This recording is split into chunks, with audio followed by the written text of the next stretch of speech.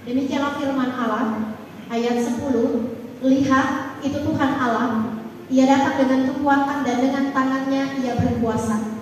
Lihat mereka yang menjadi upah jeripayahnya ada bersama-sama Dia, dan mereka yang diperolehnya berjalan di hadapannya. Seperti seorang gembala yang menggembalakan kawanan ternaknya dan menghimpunkannya dengan tangannya. Anak-anak domba di pangkunya, induk-induk domba dituntunnya dengan hati-hati. Yang disebut berbahagia adalah kita semua yang membaca, mendengarkan, dan yang terus mengaplikasikan kebenaran firman Tuhan ini dalam kehidupan kita setiap hari. Shalom. Shalom. Bapak dan Ibu, jemaat yang kekasih dan diberkati Tuhan, kita bersyukur bersama hari ini, Sabtu 31 Desember 2022 adalah Sabtu terakhir, hari terakhir dalam drama kehidupan kita. 365 hari sudah di tahun 2022 kita berjalan bersama dengan Tuhan. Jatuh bangun dalam rumah tangga, jatuh bangun dalam pekerjaan, jatuh bangun dalam kehidupan pribadi. Tetapi kita bersyukur bahwa Tuhan masih menghantar kita sampai di detik-detik terakhir kita menutup tahun 2022. Umur panjang jika Tuhan berkenan.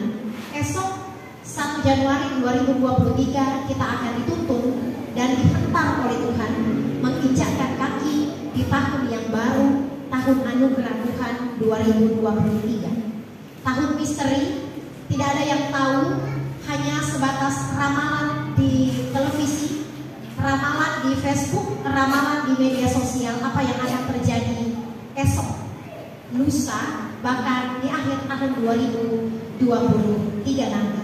Tapi satu yang kita imani dan kita percaya bahwa bersama dengan Tuhan kita dapat melewati tahun 2022, 2023 sebagaimana Tuhan menuntut kita melewati tahun 2022 hari ini. Bapak dan Ibu, saya mengawali renungan ini dengan sebuah ilustrasi. Maaf kalau saya sering menyampaikan ilustrasi, tetapi bagi saya ilustrasi adalah metode yang pas dipakai dan digunakan oleh banyak hamba Tuhan untuk lebih menjelaskan bagian firman Tuhan, karena ilustrasi atau dalam bahasa Alkitab itu perumpamaan itu dipakai oleh Tuhan Yesus untuk membuat para pendengar lebih paham, karena ilustrasi itu biasa dalam kehidupan sehari-hari. Satu kali seorang guru, minta maaf kalau ada bapak dan ibu guru di sini, seorang guru sedang memberikan pelajaran matematika terhadap anak-anaknya perkalian 5. Jadi ibu guru mulai mencatat dalam papan tulis perkalian 5, 1 kali 5 5, 2 kali 5 10, 3 kali 5 40, 4 kali 5 20, 5 kali 5 25, 6 kali 5 30, 7 kali 5 35, 8 kali 5 40, 9 kali 5 45, 10 kali 5 50. Ada yang tangkap ilustrasi ini? Lalu anak-anak dengan ibu guru sementara serius menulis di papan tulis, anak-anak sementara gemuruh di dalam ruangan kelas. Lalu Pak Guru melihat anak-anak, "Madiam, begitu kan? Tapi satu ada anak yang menyaut dengan lantang, dia berkata, "Pak Guru salah. 3 kali 5 itu 15, bukan 40. Pak Guru salah tulis." Pak Guru tulis di situ. Pak Guru tulis di situ 3 kali 5 40. Seharusnya 3 kali 5 15. Lalu Pak Guru berkata bahwa, "Apakah semua benar?" "Semua benar Pak Guru," anak-anak bilang. "Hanya satu yang salah, semua benar." Lalu Pak Guru berkata bahwa beginilah kehidupan orang-orang masa modern. Banyak yang betul, banyak yang baik, banyak yang indah, banyak berkat yang disediakan oleh Tuhan. Tetapi kita hanya fokus terhadap satu kesalahan. Perkalian 5, 1 kali 5 sampai perkalian 5 sampai 10 benar. Hanya perkalian 3 kali 5 yang salah.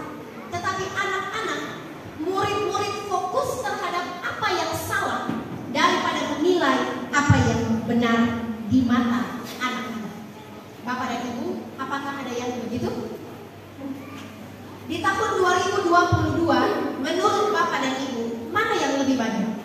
Berkatnya atau pergumulannya? Mana yang lebih banyak? Duka citanya atau sukacitanya? Mana yang lebih banyak? Tawanya atau tangisnya? Mana yang lebih banyak? Pergumulannya atau keberhasilannya? Kegagalannya atau keberhasilannya? Apakah yang kita hitung justru, aduh di Januari saya kehilangan saudara, Februari saya kehilangan rumah, Maret saya kehilangan ini, April, Mei, Juni, Juli, yang dihitung hanya duka citanya. Tetapi kita lupa bahwa sampai detik hari ini, jam 8:15 kita masih diberi nafas hidup. Itu berkat dari Tuhan.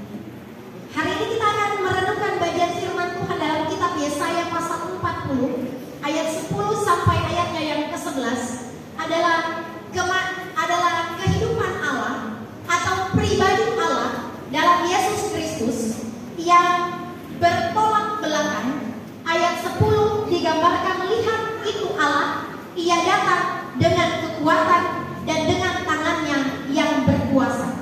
Di ayat 11, ia datang sebagai seorang gembala yang menggembalakan kawanan ternak dan menghimpunkannya dengan tangan kanan Allah. Bapak dan Ibu, ada sisi keras dan ada sisi lembut dari kehidupan Allah. Allah digambarkan di ayatnya yang ke-10 seperti seorang datang dengan kekuatan, seperti seorang prajurit dengan tangannya yang berkuasa. Mereka yang menjadi upah jerih payahnya ada bersama-sama dengan dia, dan mereka yang diperolehnya berjalan di hadapannya. Allah datang dengan kekuatan dan murka. Allah datang seperti seorang prajurit perang. Dia membawa hasil rampasan. Allah digambarkan sebagai sosok yang keras, penuh dengan murka. Dia datang membawa pergumulan, tantangan kehidupan, masalah, duka cita, kegagalan, dan begitu banyak tantangan-tantangan kehidupan yang diberikan oleh Allah dalam perjalanan kehidupan kita, orang-orang percaya. Tetapi di balik sisi keras, sisi tegas, dan kemurkaan Allah, di ayat 11 Allah digambarkan sebagai seorang gembala yang menjaga kawanan ternak, menghimpunkannya dengan tangannya, anak-anak domba di pangkunya, induk-induk domba dituntunnya dengan hati-hati.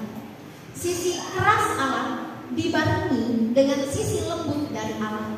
Dia penuh kasih, sebagaimana Bapak dan Ibu kalau lihat gambar di Facebook atau yang dijual-jual, ada gambar sosok Yesus yang sedang menggendong seorang menggembalakan domba. Gembala yang baik, dia menuntun domba-dombanya, dia menghitung semua domba-dombanya, dan dia menjaga kawanan dombanya supaya tidak dimakan oleh serigala.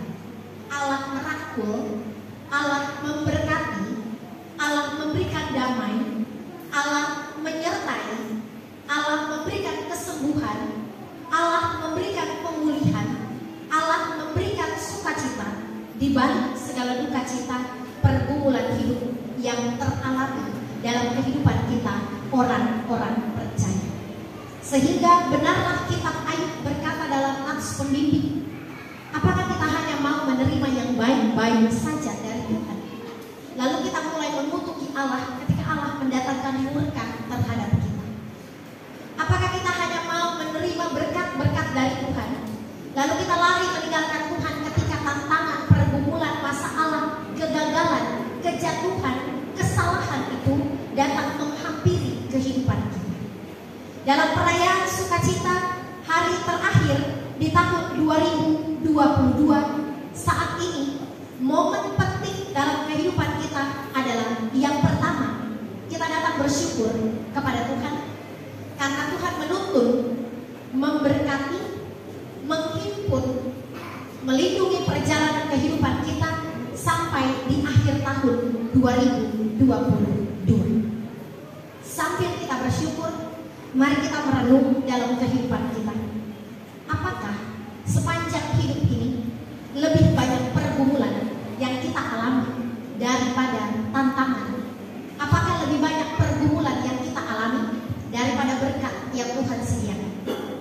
Ataukah lebih banyak berkat yang Tuhan berikan daripada beban hidup yang kita rasakan? Poin penting pesan firman Tuhan bagi kita menutup tahun 2022 adalah seperti perkalian Pak Guru tadi. Jangan kita hanya fokus terhadap duka cita yang Tuhan beri, tetapi fokuslah terhadap berkat, terhadap sukacita, terhadap anugerah, terhadap keselamatan, terhadap kebahagiaan, terhadap sukacita yang Tuhan beri dalam kehidupan kita. Kalau Bapak dan Ibu fokus terhadap pergumulan hidup yang berat di tahun 2022, maka Bapak dan Ibu pesimis menghadapi 2023. Tapi kalau Bapak dan Ibu menghitung berkat-berkat Tuhan yang besar di tahun 2022, maka Bapak dan Ibu optimis menyongsong tahun baru 2023. Tinggal bagaimana kita memilih mana yang lebih kita utamakan, mana yang lebih kita kedepankan. Apakah kita mengedepankan Allah datang dengan murkanya, lalu kita tertindih dengan begitu banyaknya beban pergumulan dan kita pesimis menyongsong tahun 2023, ataukah kita bersyukur, kita mengimani, kita mempercayai, kita bersyukur atas berkat dan kemurahan Tuhan, lalu dengan optimis kita menutup tahun 2022 ini dan dengan sukacita akan menyongsong tahun yang baru 2023. Bapak dan Ibu yang menentukan malam ini, Bapak dan Ibu yang akan membuat resolusi iman, harapan-harapan di tahun 2023 nanti berdasarkan keputusan yang diambil malam hari ini dengan berbagai macam drama hidup di tahun 2022. 365 hari sudah kita lewati dengan segala baik.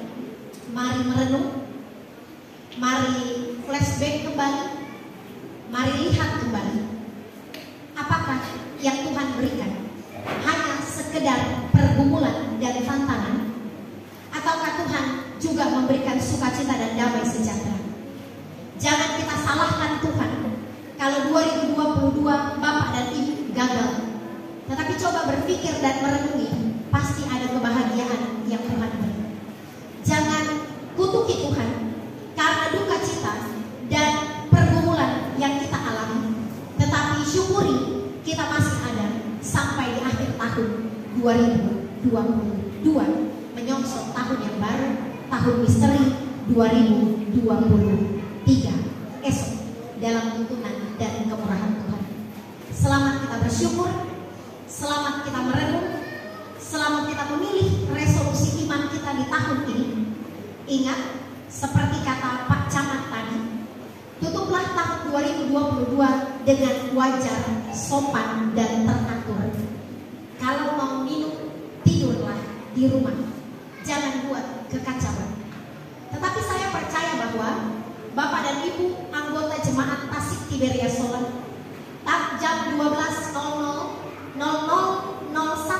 sebentar malam, semua akan terhimpun di rumah untuk berdoa. Semua akan terhimpun di gereja untuk bersyukur. Semua akan terhimpun di rumah kita masing-masing untuk memohon ampun dan membuat sebuah komitmen resolusi iman untuk hidup benar di dalam tangan pengasihan Tuhan. Ingat bagian firman Tuhan berkata, jangan hanya mau terima yang baik saja dari Tuhan, tetapi belajarlah bersyukur atas drama kehidupan kita 365 hari yang kita lewati dalam canda, tawa, suka, duka, tangis, dan kebahagiaan.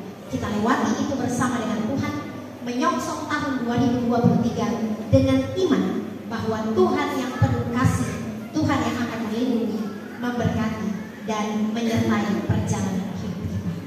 Terpujilah Kristus dengan